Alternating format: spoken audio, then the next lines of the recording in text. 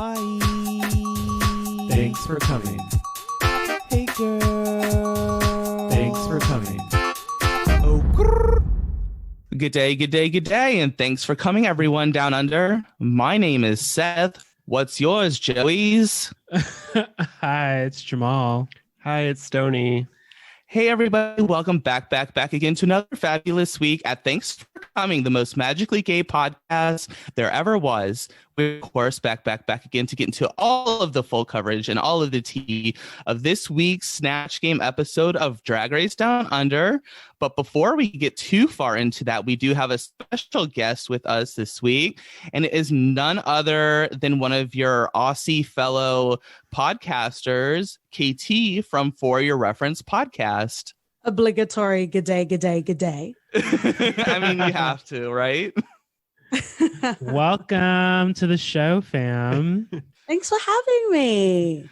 This is definitely the podcast that has been in the making for such the longest time. Like, we've been friends with KT and we'll just and OT, of course. And for so long, and it's just we've never found time to collaborate. But you know, RuPaul went down under, and so did we. Here we are. Hold your breath and take a plunge, friends and lovers. It's going to be great. Yes. Do you want to tell the listeners a little bit about your podcast in case they might be interested in going to check you out? Oh, absolutely. Thank you for this hopefully free airtime. We'll bill you later. Our love language is film references and TV characters that die too soon. So if you're interested, every episode we do is a review on a TV show and also films as well. That's pretty much it. You decide whether you like us or not, really. I like the ones where it's like spicy, where you and OT have different opinions. Oh, that's fun, especially when they get on each other's cases. I was recently listening to the Mortal Kombat episode, of course, and that was good coverage per usual. Oh my God. Oh, thank you. If you'd like to finish him, let me know. I wouldn't mind finishing Liu Kang. Fatality. I have to listen to that Yes. one because I love Mortal Kombat, so I need to check that one out. Yes, talk about all the movies, so you can get all caught up. You can hear a little bit about each movie. I dozed off a little bit in the middle because I haven't seen those two. What? You haven't seen those? I've only seen the first one and then the new one. Wow. I think you could definitely skip Annihilation. I think that's generally accepted as very not good. Yeah, that's true. Scorpion was my favorite too. That's what I got from your podcast. I was like, you know, I don't feel so bad I haven't watched it now. Well, however we can comfort you. Yes. But yes, we're of course here to talk about Drag Race Down Under today. What are your thoughts about, you know, just kind of the queens and the start of the season, KT? You know, perusing myself around the world through Drag Race, there's always a level of quality, especially in the US, because it's been around for probably as long as Supernatural has been around, like 20 million seasons.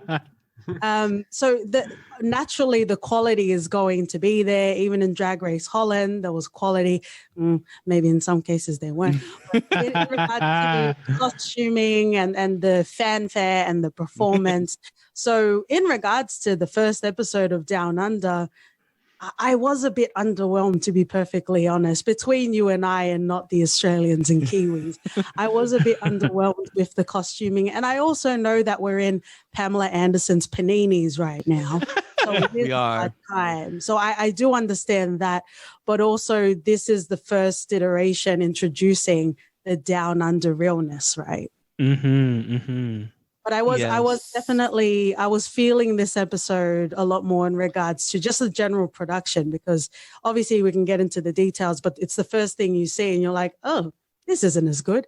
But now we're getting into, you know, the nitty gritty and being able to, as the kids say, understand the assignment. Yes, I do remember. I didn't look too much into it, but I do remember there was some drama about filming of the season.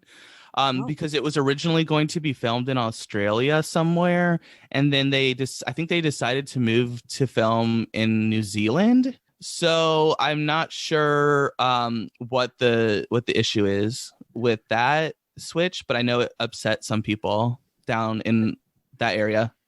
I think it might have had to do just with cases in general, because New Zealand was kind of like the place that everyone looked at with shiny eyes, right? Yeah. Probably why they were filming there. And I also remember when you guys were covering Holland, you were talking about the prize money and how it works, and even with the UK and even with the prize in Australia. I was like, oh, okay. Yeah, I still don't remember what the prize is. Are they going to actually win money? Now that we're talking about it, I have no clue. They haven't mentioned, like, I can't remember them mentioning a grand prize. Like, not even a makeup package, bitch. Like, do we get a year's supply, a lifetime supply of something? I don't know. It sounds like they at least win. I remember they won $5,000 for this week. The cash tip. Yeah, the cash tip this week. So maybe they just get cash tips along the way. Like, I don't know. Oh my gosh. Let us know, listeners, if we missed something. Yeah, I'm kind of confused now. I forgot about that. I know. I'm like feeling lost over here. Yeah, well, at least they're getting some money as opposed to just getting like a little badge, because people were like saying that she was gonna give out little kangaroo badges. Oh shit. I thought we come out of the womb with them in Australia. Is that not how it works? So we do have some updates for you this week. Of course, last week we talked about Tamisha Iman versus Monet Exchange, but my goodness, like, this has become like a whole thing. So we thought we would just give you the oral history of Tamisha Iman versus the world. Let's break it down. I have comments. Girl, talk about a total reverse opinion from last week. I was just listening back to our podcast and I was like, this is crazy. I was like totally on Tamisha Iman's side, and then this week we were like totally ready, took a turn. We were like ready for the tea, and then homegirl crashed and burned. Yeah, well, I guess we should say before we get too far into it, like, let's support all the queens. Like, we still love Tamisha, we still love Bob, we still love Monet, we still love the Vixen, we still love everybody involved in this story. Let's not send hate to any of the queens. So I guess this whole story starts, with some exchanges on the Sibling Rivalry podcast. Bob was joking a little bit. I guess there was like some vague comment that Tamisha Iman had made. I think it was maybe in a live, and like Bob thought it was about Monet or something like that. Mm-hmm. And so like they started joking around about it on the show. And then it comes to be like all of the sudden on what was it, May 1st or something like that, Tamisha Iman's like live, like at like 5 in the morning. Like in full drag. May 1st or May 2nd, like homegirl was up and ready, like it was press tour day. Yeah, she was calling hoes out. She specifically was going to make an example of Monet Exchange. She was the tribute sacrifice in place of all drag queen podcasters. Bob the drag queen was not completely safe, but there did seem to be some love there between Tamisha and Bob. And so there was this whole lie basically, where Tamisha Iman is going to go live on Wednesday. There's going to be a video where Tamisha Iman reads the hell out of Monet Exchange. Okay, that's the beginning of the story. Yeah. So big old teaser. So it's a Tuesday and there's no live. There's no live. There is a video of Tamisha making excuses as to why she does not have enough people working to get her merch out, which I was bored by. And then she says, oh, well, all these people are trying to shut me down. So like I'm creating the Tamisha Iman network, and we're going to talk about it on there. It was just so bad because she never really got to the whole point of the Monet drama. And instead it was just like a whole bunch of behind the scenes stuff that we didn't really need. And it would just like look sloppy. They weren't in drag. So charging people for this content, it's like, what are we doing here? Yeah. And like, who knew that the labor shortage was actually going to hit Tamisha Iman's network as well? Like, I did not see that coming. I did not see that coming. So then Bob decides to announce that since there was no reading, no public dragging of Monet Exchange, that Bob was going to publicly drag Monet Exchange on YouTube and review all of her season 10 looks. So in the Bob is midst. so messy. Like, you have to love Bob. You do. Like, it's for Bob and Monet, it's like more playful. Like, yeah, it's like always a thing. playful. Like, they drag each other on the show. It's for fun, and Bob wanted to give the fans what they didn't get. So Yes. and Bob gets in like quick dragon, like I think she said 40 minutes, something like that. And in the meantime, she pops into a drag queen that is not on Drag Race, and I forget her name, but the Vixen was also in there. Okay. So then the Vixen and Bob kind of square off a little bit, and the Vixen is saying like, well, this is the Vixen's sort of backing up Tamisha. Of course. Okay, I could see that. No Gotcha. shade, but I could totally see that. Definitely. And I think Vixen has her own issues with Monet that we saw in the finale. Yes. But yes, so there was a little bit of a back and forth between the Vixen and Bob. They were kind of like, I don't know if they were like totally on the same page, but they were being very like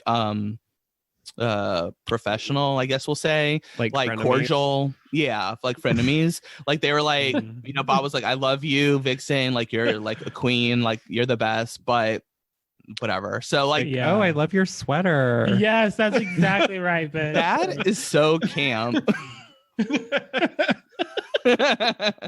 But so that's what happened there.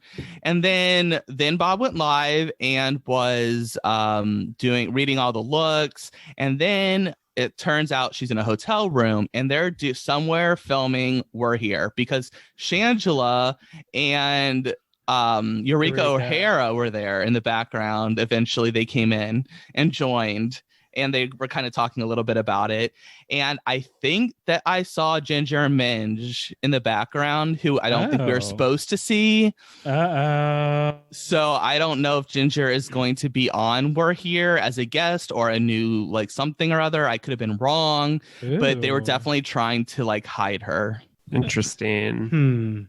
So that could be some potential tea for you. And we did know on Sibling Rivalry, because we're patrons, that Bob was going to be away. So, Ginger Minge, eh?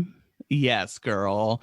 So then after this live, then Candy went live, and Candy Muse like eventually like brings Bob in, and so they're talking about it. Some tea is spilled there. Of course, Candy Muse has her own issues with Tamisha Iman. So basically, Little girl. I said what I said. That's like she says that all the time now, Tamisha, like about anything, just to like whatever. But yeah, so that's the drama there. And then eventually it gets to the time for the Tamisha Iman show, where Monet was not even dragged at all, but she actually ended up having Candy Muse on as a guest. And the show was 4 hours late. 4 hours late? Girl. Come on. Yeah, it was not very good. And then you could either pay $15.99 to watch the single show, or you can have a subscription to the network for $25 a month. So no. Yes. So people were purchasing, I forget, it went wrong. So it's like somehow people were purchasing like the $15.99 or something, no, people were buying the $25. I think people were buying the $25 monthly pass, but then they got charged 3 times. No. So they were paying like $70. No, Tamisha. This is just a ball of burning tumbleweave. My favorite thing about this was the tweet that you got where it was like, this is the Fire Festival of drag. It is. And so not only are people getting overcharged, but they're not even able to get in to watch the show. And Monet is out here posting just fully tucked nude and heels only reels on Instagram, not giving a fuck about any of this. Yeah, I mean, this shit is wild, girl. Like, Tamisha, I respect the hustle for sure. Making the Tamisha Iman network, get your coin, girl, do your thing, of course. Much props. But being late, and Candy Muse had no idea what was going on, and she had things to do in her life. Tamisha just kept Candy sitting around for hours. This is when Squarespace goes wrong, when just you can't check your email, your calendars, the website's not working, the streaming's broke. Man, like Tamisha just like totally like I was like rooting for her. We were all rooting for her. Rooting. So basically Tamisha Iman is coming for everybody, and I don't know. This is not going to play out how Tamisha wants it to happen, I don't think. She needs to let it go. Yes, girl. I don't know. This is truly wild. If there's any updates, of course, we will keep you updated, but we have to move on because we do have a show to cover here that the KT is actually interested in. She's like, what is all this Tamisha Iman crap? Auntie's gone wild. I've got like the red string. I'm trying to like connect all the dots. I know. It was a wild day that day out because I was like, this person's live and now this person's live. And I'm like, oh God, what's happening? I'm just like... You felt like Jake Yonsei for once. I did. I was over here with my fan. I was like, yes, honey, my Isley glasses. Free Britney. Hashtag free Britney. No, it has nothing to do with what we're talking about. Stay tuned to my 8-part Britney Spears documentary that no one cares about. Oh my gosh. All right, let's switch gears here and get into Drag Race Down Under. Honesty. We, of course, start the episode with JoJo Zaho has sashayed away by Queen. What are your thoughts on that, KT? Oh, you know, I guess there's two layers. There's entertainment and then there's the real world, right? Optics, probably not great that our Indigenous Aboriginal queen was the first to leave. However, there was the whole wig situation. And I guess because we can talk about what matters and obviously not all lives, specifically Indigenous lives matter. But also at the same time, we are here to be entertained and there is a level that everyone needs to be able to meet. So that was an inner conflict that I had and I shared it with Seth and he's like, get back in, girl. And I'm like, okay, I'm snatched back in. I'm ready to go. So yeah, it's just one of those lenses, right? But yeah, I was definitely ready to see what episode 2 would bring and it brought a lot. Too much in some cases, but it brought it. It did. And were you familiar with the kind of backstory we learned with JoJo about the missions in Western Australia? Yes, and this is also what I love about your show because it is glittery and it is about fanfare, but you talk about real shit. So I'm glad that you guys have a podcast where you can bring that up. In colonization, no, I'm not going to give a lesson today. Essentially, it was that whole like breed whiteness into Indigenous peoples. And that's essentially what that was. Rabbit Proof Fence kind of covers that as well. A whole generation of Aboriginal children were taken from their parents. And I guess also trigger warning, but I already said it. So that's kind of where we are. And unfortunately, where the pieces have to be picked up by the Indigenous community. And that's what JoJo was talking about. Mm-hmm. Yeah. And Wow. I do want to say something too, like just because I don't know like a lot of Australian history, but like learning that from the first episode, to me, like the United States and Australia, we have a lot of like similar history in that like we're also like a colonized place. So like what happened to like the Native Americans here and then like with slavery is just like so horrific. And it's just, I don't know, I feel like Australia and United States like have a lot of like similarities in that aspect where like the liberal like part of our country is like push back and like try to like make sure that those things don't go unknown, I guess, or unseen. So I don't know. I just thought that was kind of an interesting observation from my point, like just learning even about that, about Australia, because I honestly don't know that much about it, but I don't know. I found that interesting. Yeah, absolutely. Even with OT, my life partner and my podcast partner, you know, even him learning the history of Australia. I think it's written in textbooks, so it doesn't feel as malicious. It doesn't feel as inhumane. Right. And like you said, Stoney, unfortunately, the similarities that Australia and America have is just not acknowledging the history of Indigenous people. Because to acknowledge that is to acknowledge that perhaps jumping onto someone else's land and putting laws that have nothing to do with anything wasn't great. So then what do we do with that? I don't think anyone wants to talk about what do we do with that. So we just don't acknowledge it at all. Right. Yeah, you're absolutely right. And I was just wondering, so the missions are over now, basically, right? Yeah. Okay. So I was just wondering, if you want to talk about it morphing into like government initiatives, that's a story for another day. But okay, in sort of broad optics, yes, it's kind of over. I'm a brown gal living here. I was born here, and sometimes on the podcast I'll talk about racism that I've experienced. But I think it is to the rest of the world. There's a joke like no matter which country you're in, you're going to come across an Australian. Like there's always Australians traveling everywhere. And it's fun and we can do that. But even in Australian screens, all you do see are white Australians, even though there's a big migrant community as well as Indigenous people as well. Right. Because Odie is from Nigeria. Is that right? Kenya. Oh, Kenya. My bad. I forget. My apologies. From Kenya. So I was just wondering kind of like in relation to, as someone that is from Kenya and with the missions that they had in Western Australia, I was just wondering if he like really faces any sort of if that's like a prevalent like thing that he has to worry about as he goes through life in Australia. Unfortunately, racism, if you'll pardon the pun, comes in different colors and it comes in different shades. Because when you're living, I'm speaking on behalf of Oti, but, he was born and raised in Kenya, so he saw his people, right? Mm-hmm. So when you migrate somewhere, it is different. You are the minority. You are you're not the one that's necessarily being spoken on behalf of. Mm-hmm. So I think being in a country like the diaspora, like if you're in a country where you're not Indigenous to and you're not native to, that brings a whole complex slew of experiences, even for myself as well. How do you traverse your nationality and your race?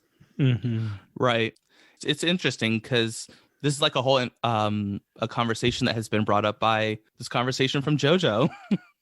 Yeah.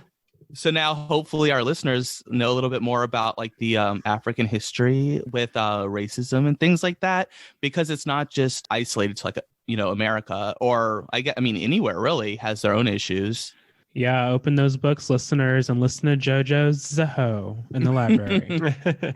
Yes, girl. All right, let's move, I guess, away from this history and into the now. So Art Simone is feeling enraged that she did not win the first challenge.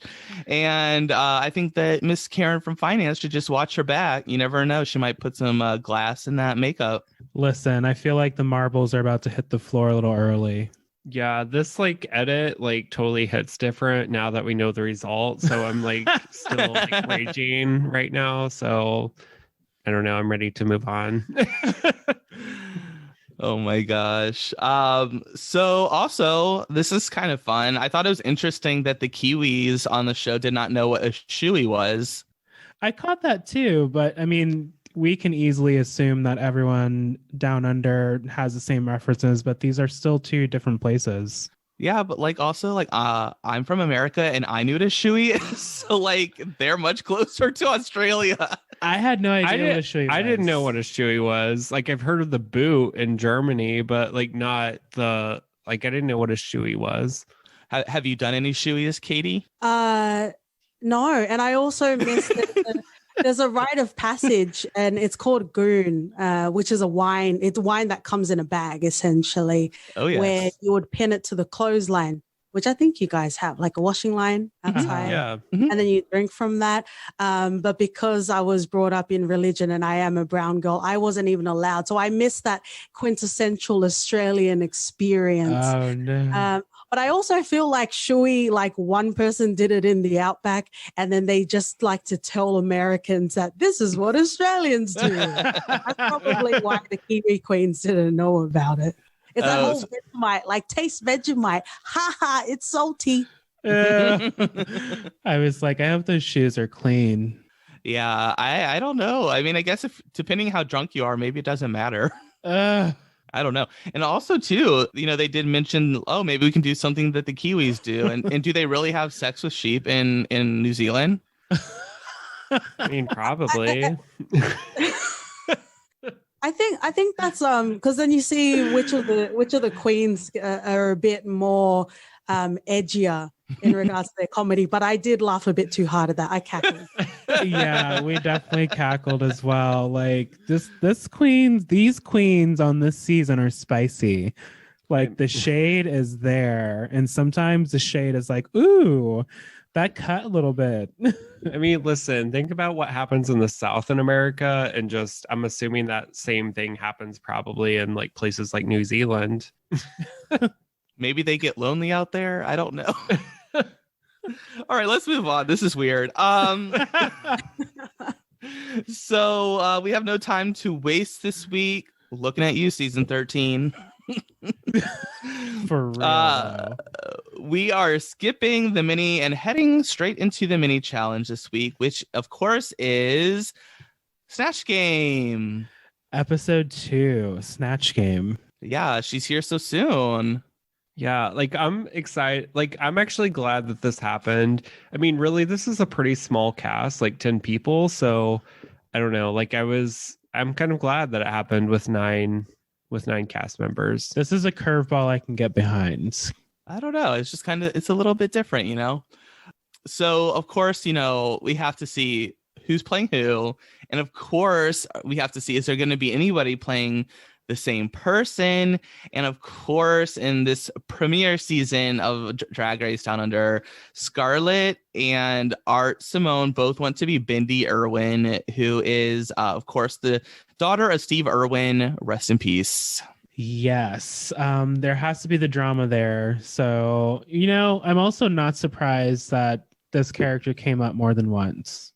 Yeah, I don't know. Like I figured this would happen in a Snatch Game. Like honestly, like when Drag Race got like announced for Down Under, like I thought like, yeah, we're gonna get like lots of like these for Snatch Game. But yeah, so I guess I figured out, or I guess this is what happened, right? Like this is exactly what I expected.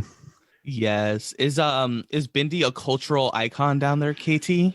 By default. Steve Irwin, like he meant a lot, and he represented Australia in all shapes and forms around the world. So you're a bit of a dick if you don't like the kids of someone that's well beloved, right? So, right. With Bindi Irwin, but even what Art was saying, I don't know if Bindi says anything that's super iconic, right? So you kind of just need to play into the character kind of a bit too much personally. But then it made me feel like, are there no Australian icons at all? Because there really weren't that many in the Snatch Game. I was worried I wouldn't be able to recognize anyone on Snatch Game, but there was kind of a mixture around. There were no Hemsworths. I don't know if we wanted to do Mel Gibson. Probably not. No. I mean, oh my gosh. Yeah, like I feel like they could have definitely done like something like Chris Hemsworth. Like that could have been like, what if somebody did Thor? Oh, yeah. Like just play Thor. Like that would have been hilarious, actually. Like in Snatch Game. I mean, nobody did Kylie Minogue. Oh, you don't come for the queen though. Yeah, you don't want to mess that one up. Yeah, it's like you can't do the divas. But then didn't Maxi do Dolly Parton? And that was Karen, I think. Oh, sorry. Yeah. And didn't say no one has ever done Dolly? I don't think so. I don't think they have. Which I mean, Trixie probably should have done her, but she didn't. Yeah, that's crazy. Yeah, I expected a little bit more, but we'll get there. So let's see. So the RuPaul comes in for table visits, and she's having quite the laugh, mostly with Anita and Simone, and that's usually a good sign of what's to come. Usually. Anita Wiglet, like this energy, like Ketamine, of course, alluded to there being something behind that. a side of them that we don't really get to see, but maybe that'll come out later. But this energy for now is just like so kooky and all over the place. I feel like you would have to just be like sucked into it. Like you'd have to love it so you don't go crazy, right? I know. I feel like Anita's just had too many coffees. Yes. She's just like, slow down, girl. Like Like maybe get the decaf espressos. next time, because like she's just all over the place. I do think she's funny, but Yes. sometimes I'm like, damn, girl, like stop smiling. Oh, no, stop smiling. Maybe just like turn it down to speed 30. Yeah. She's like the Bindi Irwin of Australia. Okay. I could see I that. could see that. Yeah. How does Ben describe it? Tragically happy or something like that. Yeah, I don't know. Like, I guess we can talk about this later, but I feel like people are really sleeping on Anita. Oh, absolutely. Yeah, it seems like she's like here to do some damage for sure. Definitely. All right. So let's see here. Let's get into it. Sheila's. Who did you think was doing well in the Snatch Game? The Queen. The Queen was doing well. Anita was slain in that yellow outfit. She just looked like somebody's grandma, first of all. Well, that's pretty iconic, Queen Elizabeth, right?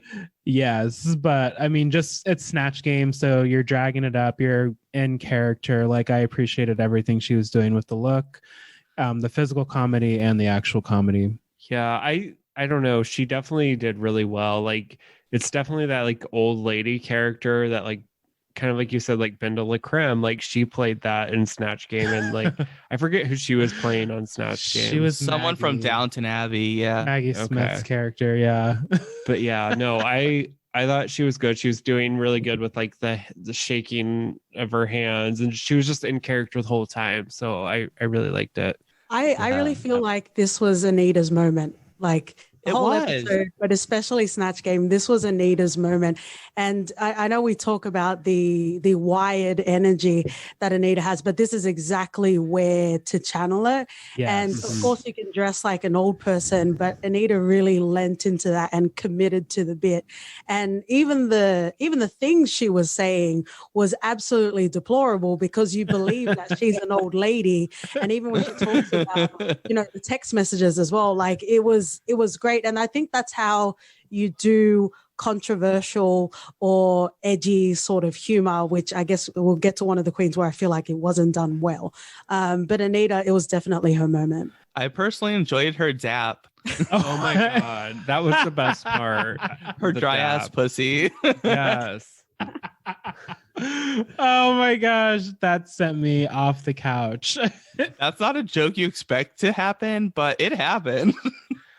That she did it right. absolutely right. Like, this is where that energy is channeled, and it all just came spewing out. It was really fun to watch. And I will say, I do think Rue was like right. Like, I usually don't agree with Rue a lot, but like kind of like her slowing it down a little bit makes her like, I think, even more like better. Like, you know what I mean? It gives her like a new dimension. Yeah, definitely.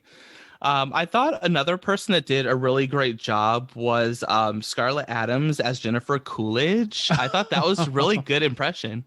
Even though she didn't take it as far, like the reference she gave were like straight up references, but they were good. They were good. As a fan of Jennifer Coolidge, I was expecting a little more, but I could not be mad at this. Anyone that's gonna salute the queen, one of the queens, I'm gonna be here for. Yeah, I mean, I thought this was good because nobody's done Jennifer Coolidge before, right? Or at least I don't remember. So I thought this was a good like first take of this. Too bad she didn't bend and snap, though. I know, come on. That could have been a really good joke. Like she dropped her card behind there or something. Yeah. I don't know. But yeah, I guess that's kind of where like the really good ones start to decline here in characters. So I guess I would say the next maybe a top character would be etc as Lindy Chamberlain. That made me cackle a lot as well. Yeah, so I should have like tried to research this some more. So can like I get an understanding of who this person is, because my reference to this is from Seinfeld, where it's like the dingo ate your baby or whatever. So like, who is this person? Like, did a dingo eat her baby, or like, what's going on? Don't worry, Stoney. I do it all the time, especially with Star Wars. I make a reference. No, I don't understand it. Yeah, so it's a real actual story / crime of a couple that lost their baby, and very infamously she claimed that a dingo ate the baby, because there was a lot of obviously there'll be suspicion around the parents and what happened, but she was really holding to that fact.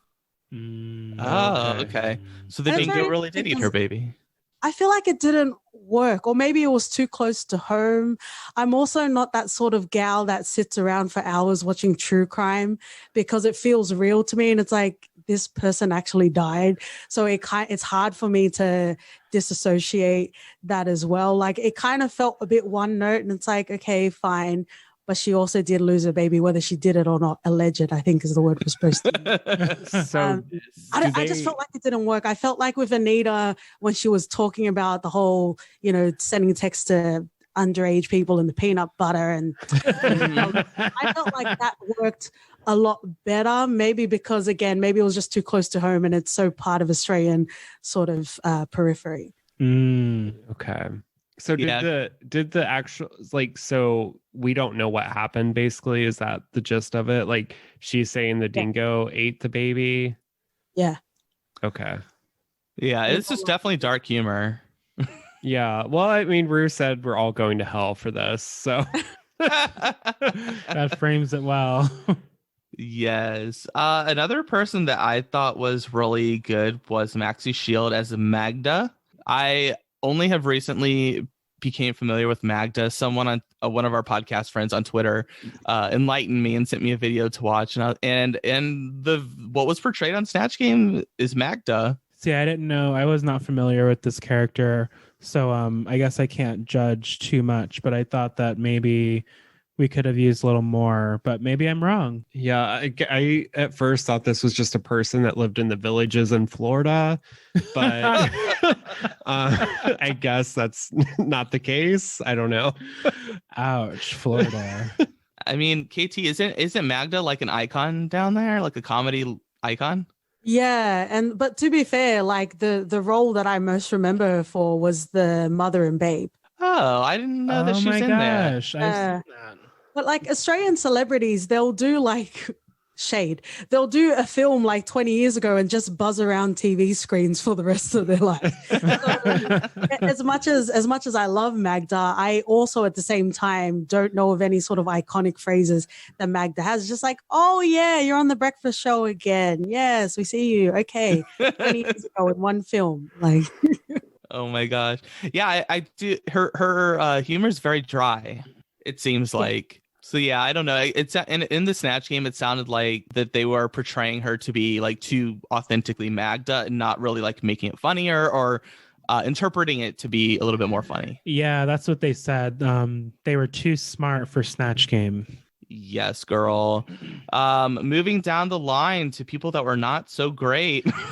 We have who's next? We have I think we will sit. Let's just start with Ketamine with Dr. Seuss. Yeah, that was not good.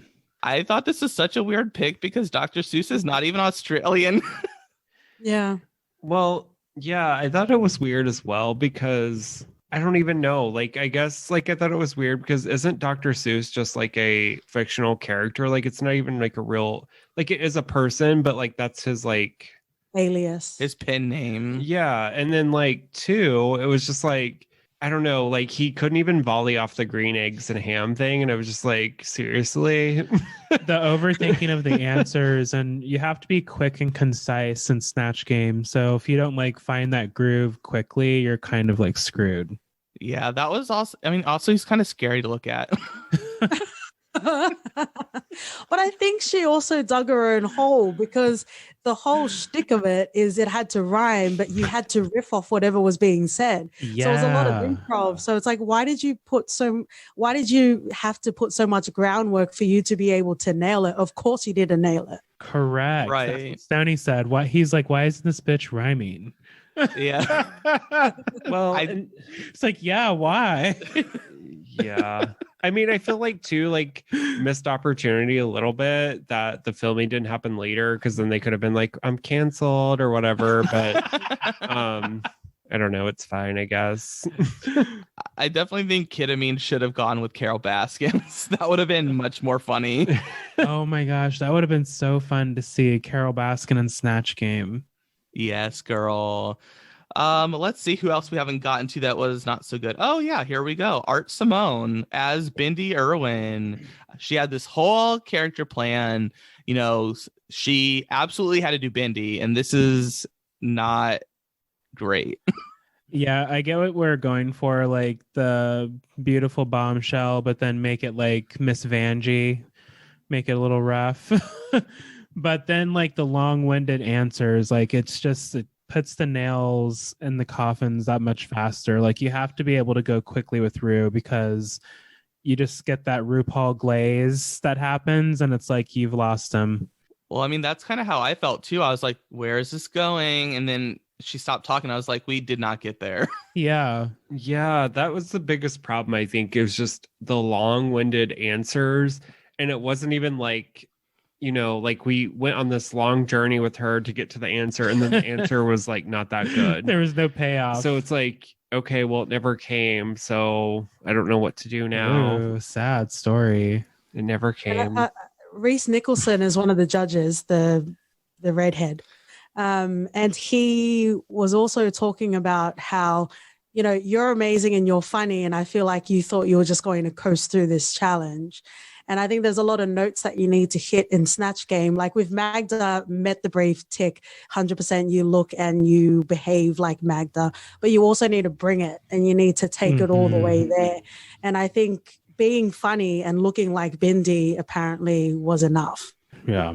Yeah, because like when I think of Bindi, I think of like, well, I mean, she's kind of following in her dad's steps with the like wild animals, and so I'm like, I feel like Art should have focused more on that angle and be like, oh, I just got like mauled by a gator or something, because she had all these stuffed animals and stuff that she could have referenced or whatever.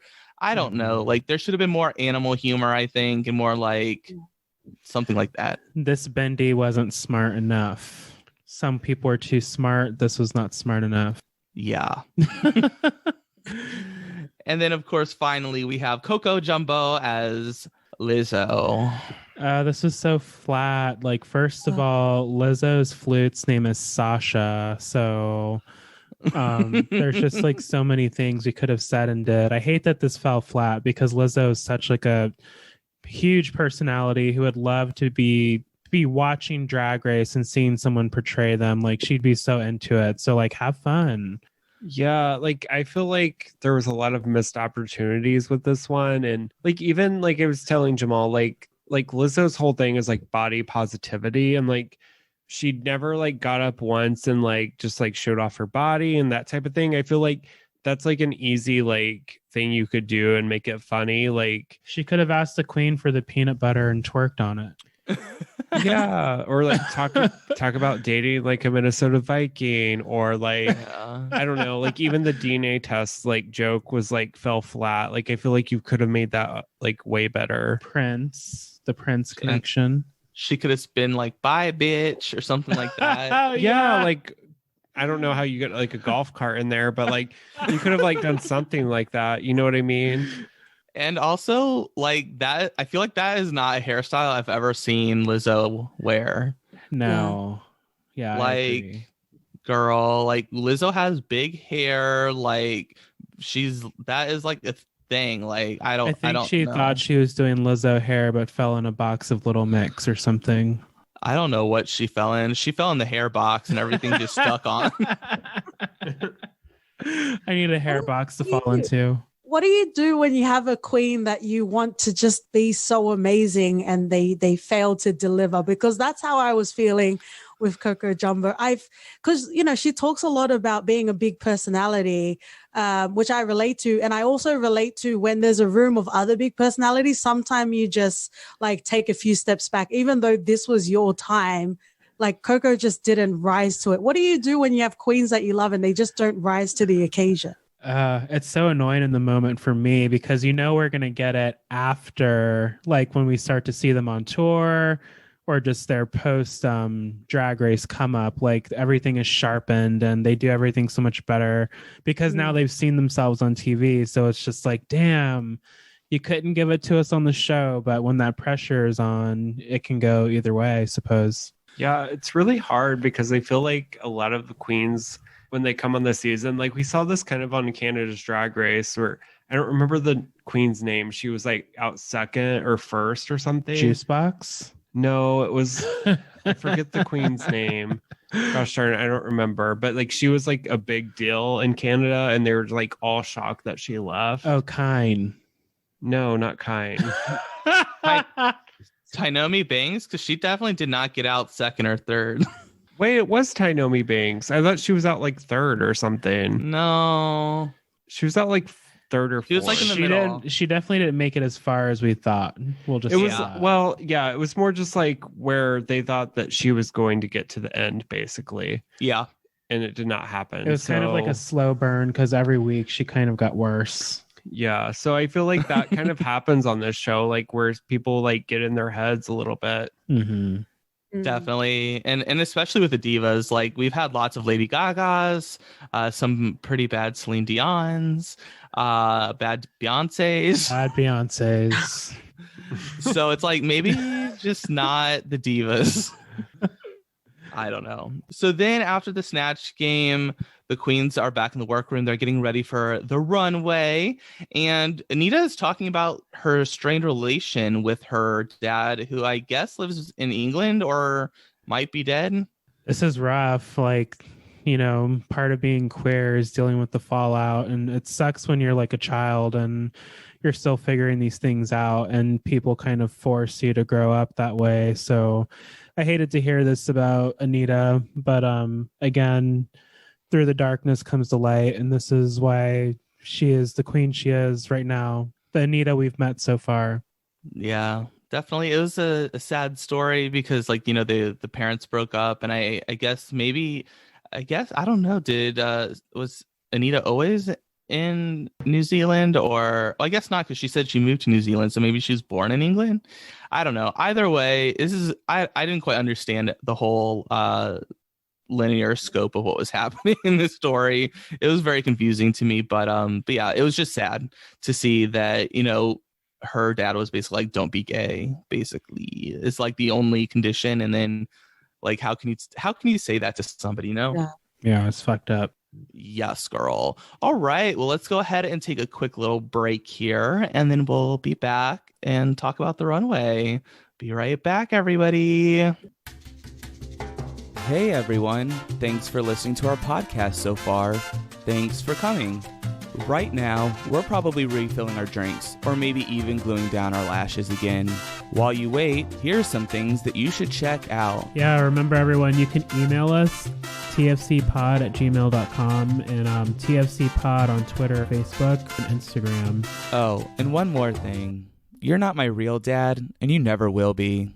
Anyways, back to the show. Well, hello, everyone, and welcome back to our Honest Tea Spill of the Week. We are, of course, back again to bring you full coverage of everything that happened on this week's runway. The category is Sea Sickening. This is exciting. I wonder what the queens will come up with. This is one of those categories you hear and you're just like, ooh, this could be fun. Yes, it's like Sea Witch realness. Ooh, Sea Hag realness. Something came out of the sea, girl. The creature from the Black Lagoon. Some of these costumes. Sea hags in nature. So yeah, we started with a pretty great outfit from Art Simone. I enjoyed this quite a bit. This was like glamour fantasy. I liked this. I liked the attention to detail from the hair, the fringe and the webbing on the gown and the fingers. It was all very styled very well. Yeah, I really enjoyed this look. I thought it was really fun. I really loved like the detail with the teeth. Like it was like she was like a piranha or something. Like, so I thought that was really cool. But yeah, I just thought it was a very polished look from her. I feel like art is a look queen or a look queen. You don't have to worry about it. Art will always look great and understand the assignment. Tick, tick, tick. Oh, yeah. Mhm. I mean, that wig was everything. It was styled so well. Yeah, Mhm. it looked like the sea itself, that wig. Yes. Next we have Ketamine.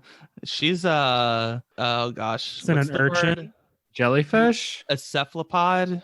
Oh, I don't She's know an like octopus. the technical names. It looks like a jellyfish to me. I definitely got Evie Oddly vibes. You remember Evie Oddly's pink octopus look on the runway? I could see that. Just like the tentacles, not saying she copied or anything, but just like the styling of like the tentacles. I thought it was pretty.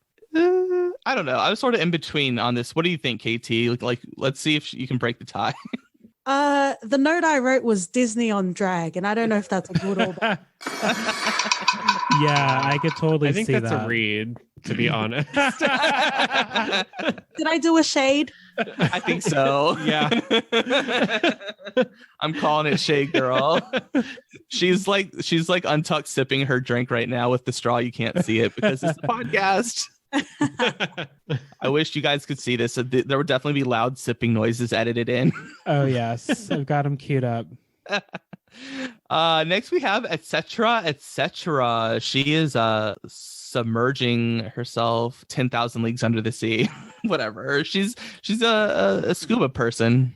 She's a little scuba drag figurine at the bottom of your fish tank. I like That too.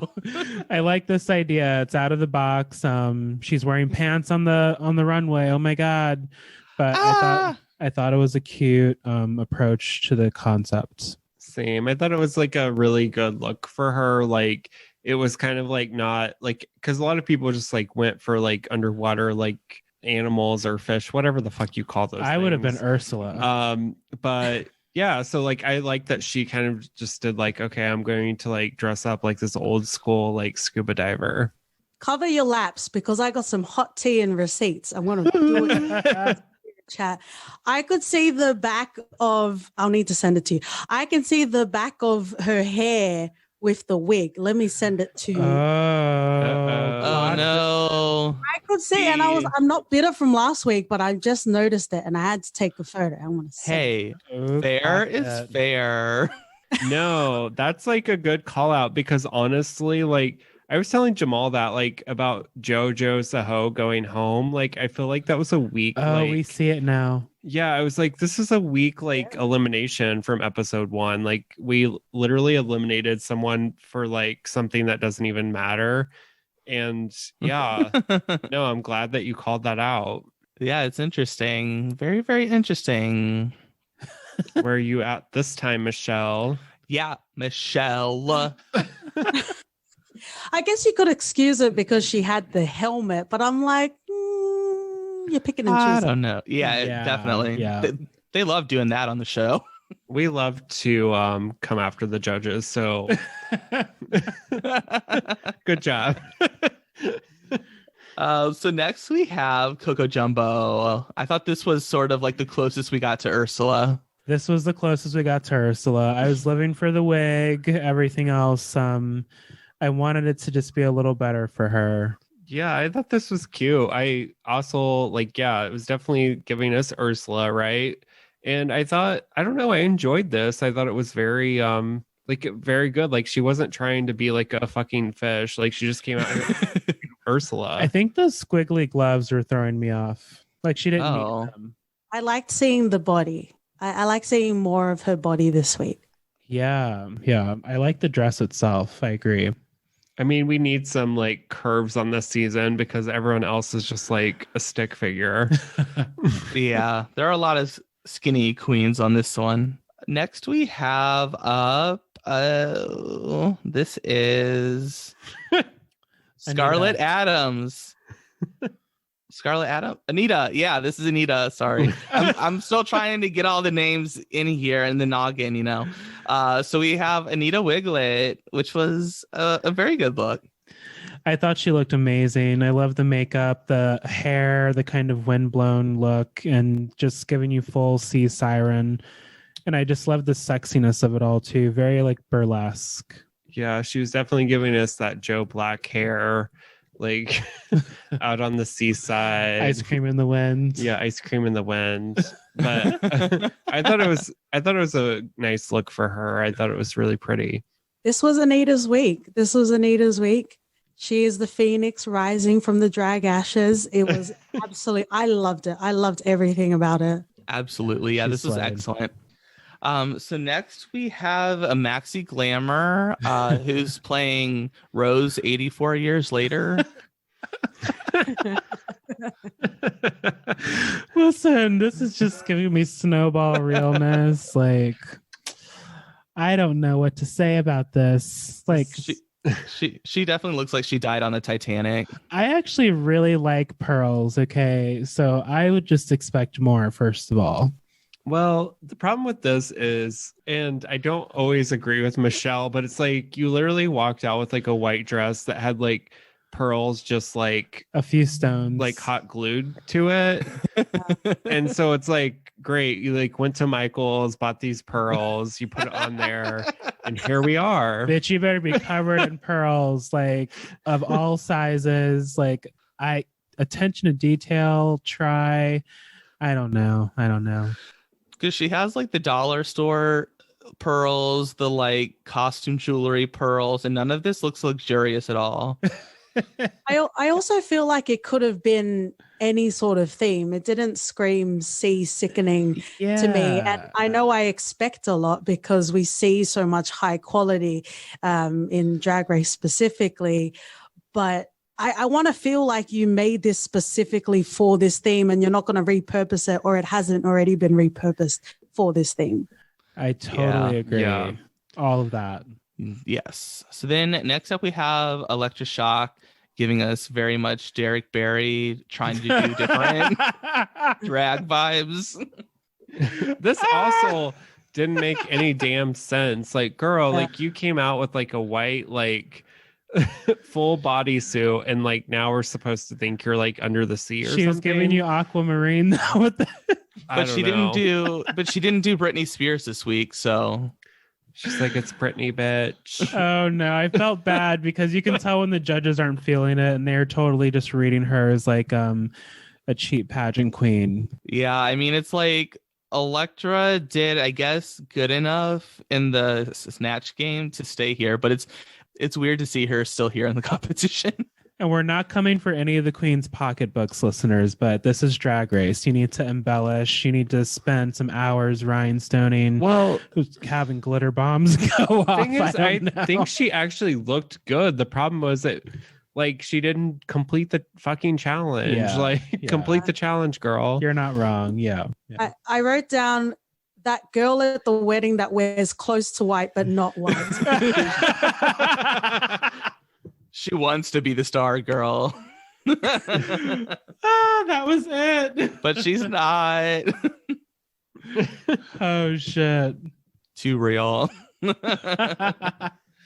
Moving on, we have Karen from Finance dressed up as Jaws, or one of the sharks from the Katy Perry music video.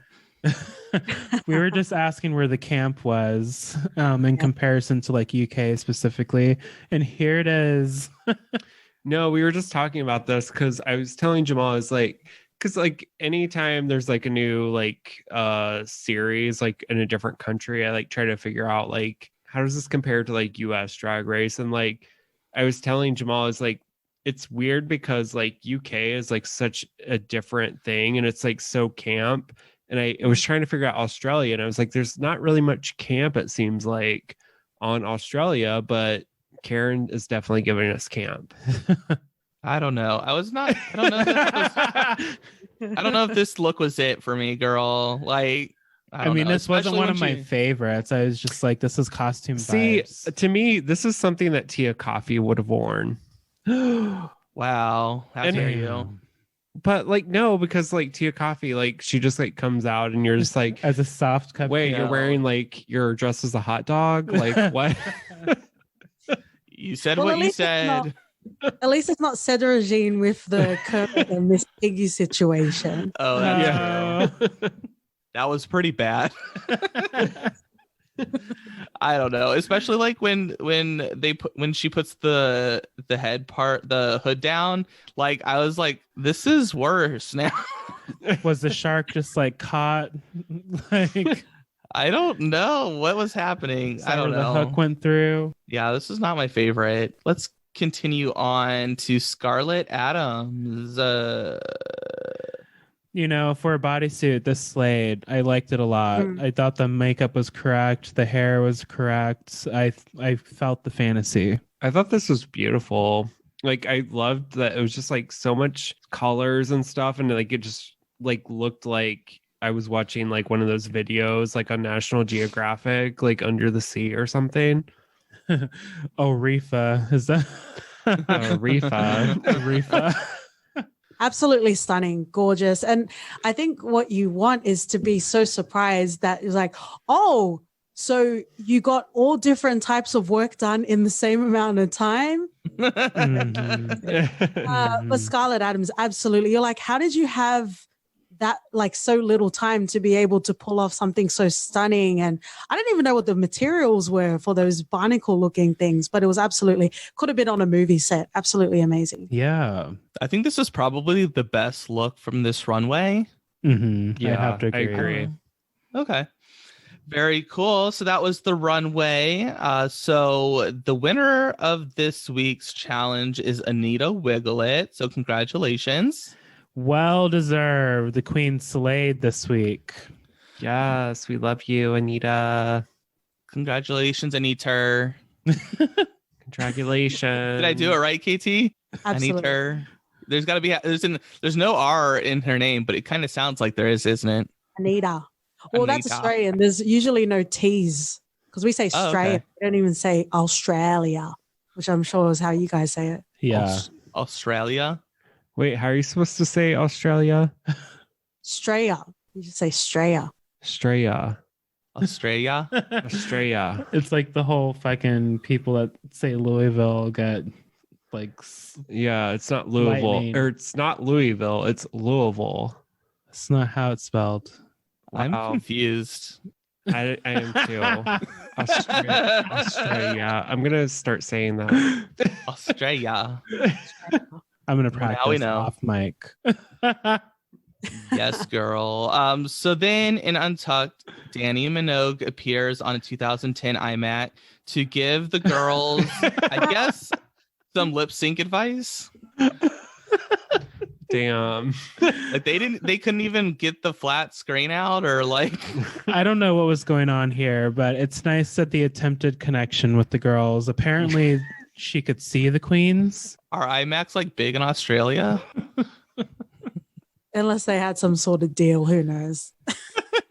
Like what's happening? Like that's the computer I legit just gave away, like that I had to throw away because it doesn't work anymore. My 2010 iMac. Maybe they just like move all the like season 1 production equipment around. No, And they're like, here. Season 1. God. We forgot to pack the 56-inch flat screen. Damn it. Oh my gosh. Raven, you had one job to do. Now we have to use this random computer that's sitting in the background. Oh gosh. So then we find out who's in the bottom 2, which happens to be Coco Jumbo and surprise, surprise, Art Simone. Ooh wee. Are you sure you wanted your Snatch Game person after all, Art? Ooh. Yeah, Choices were made. I was shocked by this. I thought for sure we were going to get rid of what's her name? The Pearl girl. Maxi Glamour. Yeah, Maxi Glamour. Sorry, I don't know the names fully How yet. effing dare you? I was gonna say like Madeline Hatter at first, but that's like a different season. That's Dracula, The girl. Pearl. Yeah, it's Dracula. Calm down. Damn. Sorry, I'm really milling it in this season. Stoney's really clearly enjoying this season. Wow, how dare you disrespect it down under in front of an Australia in Australian. Why? What have I done?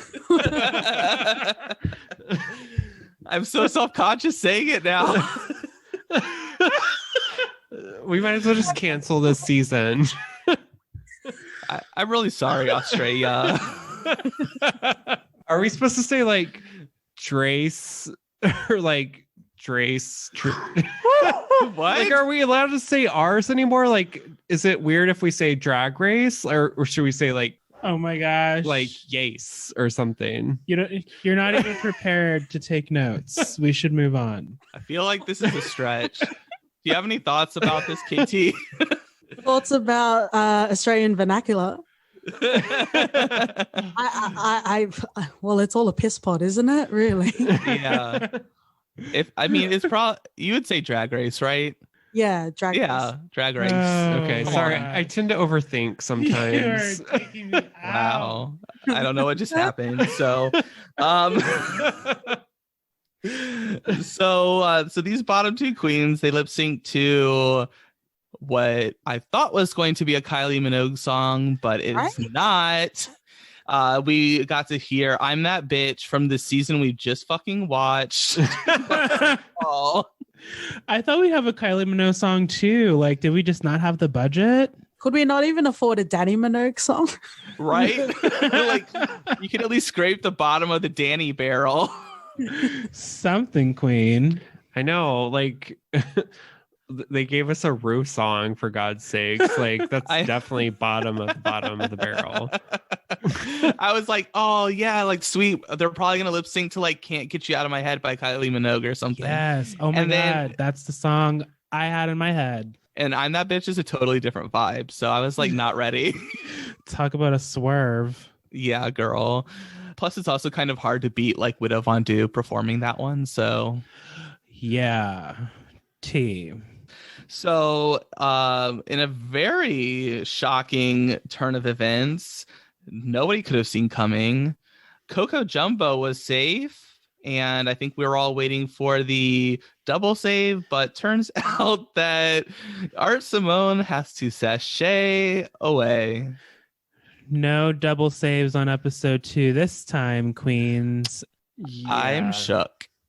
I thought we were gonna get like a Candy Muse, like, wait, Art, I'm not ready for you to go. Oh, wow. Yeah. Yeah. See, I'm shook and very annoyed about this because, listen, like our Simone, I've been following forever. She's like super talented. Like everyone loves her. She's a part of like Wow Presents. Like she has her own fucking show on there. So like what made me mad about this is that how many, like, I get it. She did bad this episode. So I have no problem with her like being in the bottom or whatever, but like after watching season 13 and the horrible judging we watched where like everyone got saved for just being like there or whatever, or, like Candy was like, okay, it's fine, you can literally wear like a green alien suit, like bodysuit thing, and we're gonna give you a total pass. And then Art Simone like goes out and does terrible in Snatch Game, has a pretty good look this week, and then she goes home. Like, I'm not here for it because it's just like, how many times have we seen like a really good queen bomb on Snatch Game? Like it happens all the time. So like for her to go home and like she's one of the biggest stars of the season, like it just, to me it was like kind of lame. Like I'll be fine, I'll get over it. I just think it's kind of like stupid. Well, because like Priyanka bombed Snatch Game and she won Canada's Drag Race. Yeah. Yeah. I mean, I don't disagree with anything Stoney's saying, but that lip sync, honey, was not it. I mean, I'm not mad that, I'm glad that Coco stayed. Like, it's just kind of annoying to me that they got rid of like Art Simone. Like the picking and choosing across franchises and seasons, like that's what makes decisions like this, like it makes us as viewers and fans question what's going on. Do you think it was in a way to like, not dramatically, but to like send a message to the other queens saying no one's safe sort of thing? Do you think that's what it was about? Because I definitely, before the lip sync, was like, oh, I think Coco is going to go home, because Art is that queen that you expect to make it all the way, if not very far, to winning. Oh, yeah. So it was, I was like, oh, we're going to do a double save. And then we didn't do it. But also I think I am Coco when I used to go to the club. I would look like that, but I'm pretty sure I wasn't. But that's how I thought I was dancing in the club. Well, I mean, Coco was turning it out, so it's like hard to even be mad. But yeah, I was like similar to you, KT. I was like, oh man, like Coco's gonna go, and I was like, oh great, they're getting rid of the two queens of color like right off the bat. We all thought it. Like Stoney and I, before the episode even started, was like, oh yeah, Art's gonna probably make it to the finale, and then like, whoop, wig snatch real quick. Like, so I think partially it was to send a message, because you can tell in the edit too, like there was a little bit of comfort, a certain amount of comfort that Art had, which rightfully so, but you still have to like bring your A game for these reasons. And she did not take it well. No, like it kind of like made me like feel terrible, because I think like she, like to me, like she was definitely going to be in the finale. Like I thought like her and Karen were definitely going to get to the top no matter what. So I was like shocked. And like, I think she thought she was going to be there too, obviously. So I don't know. It's kind of crazy. Well, yeah, because the producer was like, but you are here. It's just like, that doesn't matter. She's like, go fuck yourself. Basically. Which is like, it's fucked, because like Art Simone's probably one of the biggest reasons that people watched this season. I mean, maybe they're trying to like bring her back or something like in the season, or maybe it's like, okay, like All Stars or something. I don't know. It's definitely not the last we'll see of Art, unless she pulls a Tamisha Iman.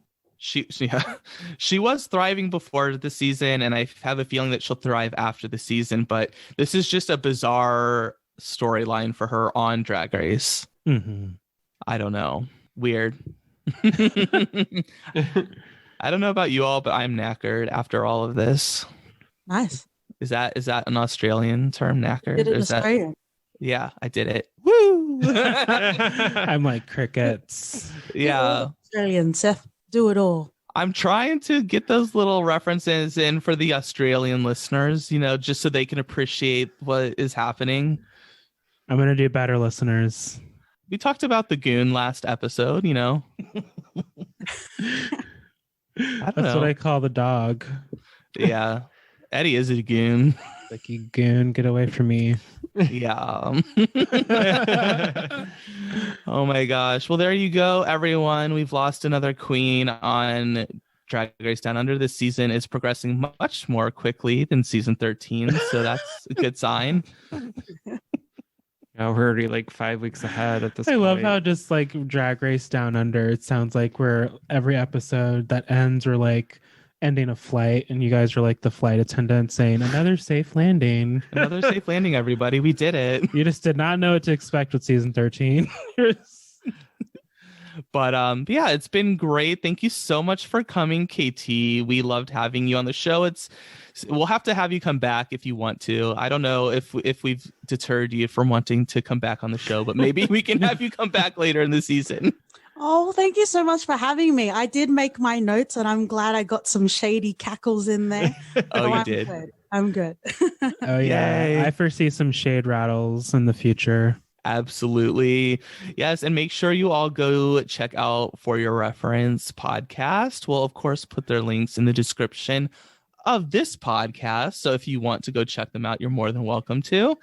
And yeah, we'll be back next week with another episode of Drag Race. Drag Race España is coming up very quickly on May 30th. So schedule TBD. We'll keep you guys updated. Rue likes to throw those wrenches in there. Check the socials for updates. Absolutely. And yeah, until then, bye. Bye. Bye.